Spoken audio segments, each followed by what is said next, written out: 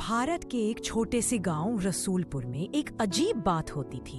गर्मी की दोपहर में जब सब कुछ शांत होता, तभी खेतों के बीच खड़े पुराने पीपल के पेड़ से किसी बच्चे की हंसी सुनाई देती थी।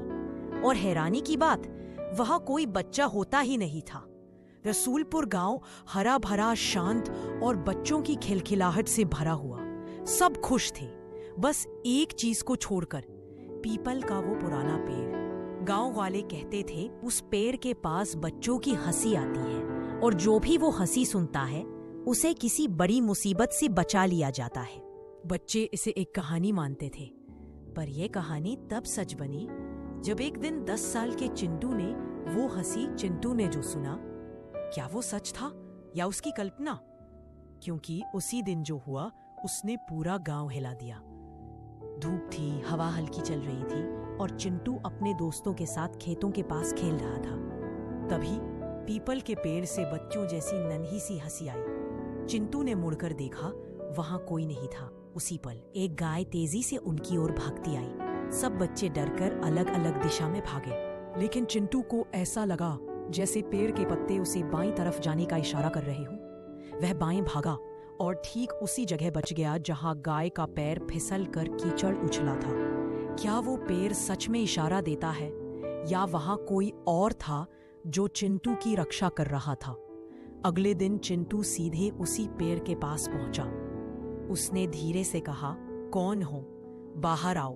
पत्तों की हल्की सरसराहट हुई और फिर वही हंसी, लेकिन इस बार एक नन्ही घंटी की आवाज भी आई।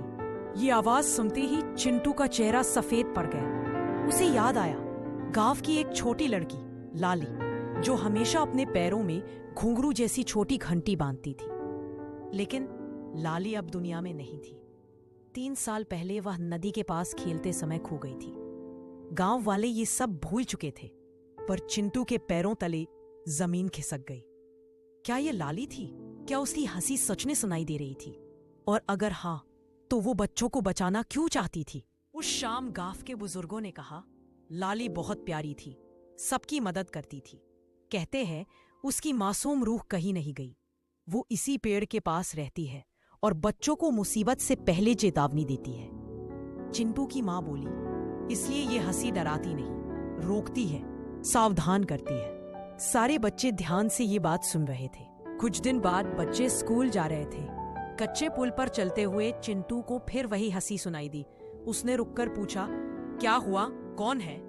उसी पल पुल की एक लकड़ी टूटकर नीचे गिर गई। अगर बच्चे आगे बढ़े होते तो वे फिसल सकते थे। चिंटू ने सबको पीछे रोक लिया। सब सुरक्षित रहे। बच्चे खुशी से बोले, लाली दीदी ने हमें फिर बचाया। उस दिन के बाद गांव वालों ने पीपल के पेड़ के पास छोटी घंटियां, रंगीन खिलौने और फूल रखना शुरू किया।